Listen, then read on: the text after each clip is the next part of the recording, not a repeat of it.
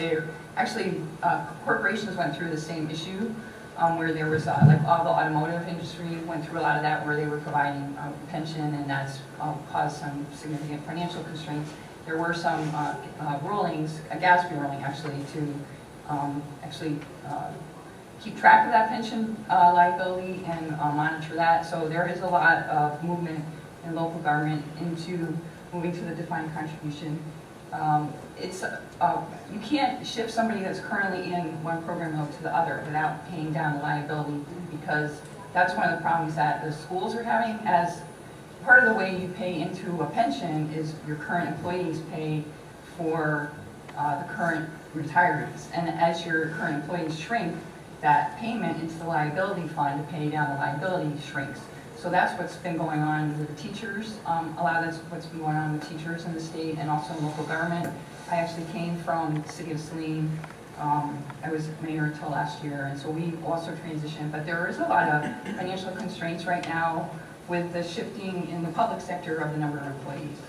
So I would say that there's some contributing factors also in local government, in that revenue sharing has shrunken dramatically in local government and is causing problems not only for cities like Detroit, but cities like Saline. The fact that we have less revenue sharing than we had, it's very, very difficult because there's very little capacity to generate additional revenue, and that was something that we were all relying on. So that's the way it goes, but it's hard to change, to find that additional revenue.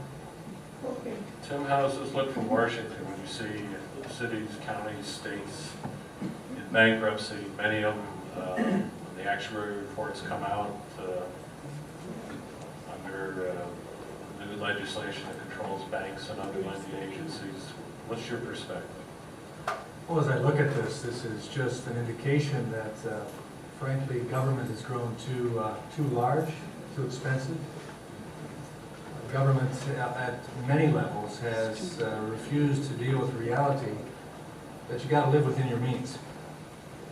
The individual family at home has to consider that, to balance their budget, no matter how tight that might be. We certainly know that business and industry, small business especially, has had to deal with the bottom line, being that spot where we know if we have a penny left over, we're to the good. If we don't, we're in danger.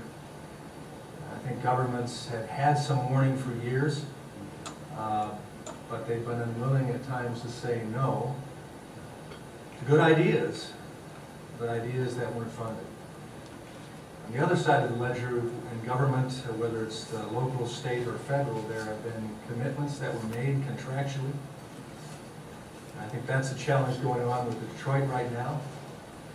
Right, wrong, or different, contractual agreements were made about pensions, and commitments were made by that city to make sure they were funded into ad infinitum and on beyond.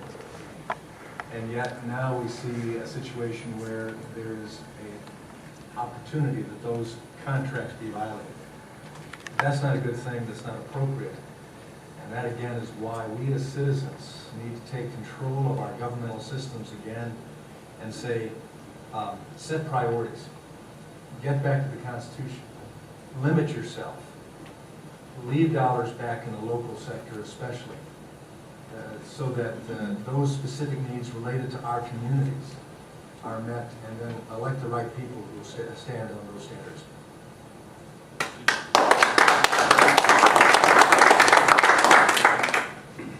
Let's stay with Detroit, because we all have an interest. We have about 10 million people that reside in Michigan, and we have roughly 725,000 people that are Detroit residents, so somewhere between 7 and 8% of our population are Detroit residents. You hear Attorney General Schuette say we need to defend the Constitution. You have the governor appointed, Kevin Ward. How does this all work together? What's the role of the federal government, the state government, and let's say a neighbor that has a high interest in Detroit? How would each of you, and I'll start with Tim, what should the federal government do, if anything? I think the federal government has limited to none responsibility for any city. I grew up in the south side of Chicago. Chicago is a great city. Chicago is on track for bankruptcy if they don't do something soon.